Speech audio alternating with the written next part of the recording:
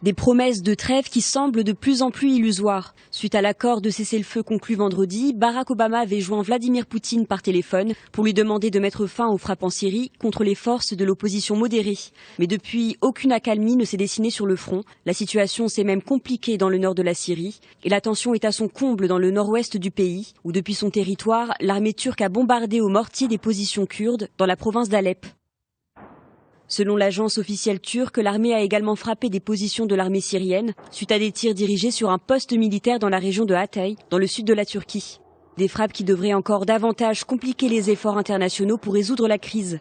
Les bombardements ont été condamnés par le gouvernement syrien et ce dernier a appelé le Conseil de sécurité de l'ONU à mettre un terme aux crimes du régime turc.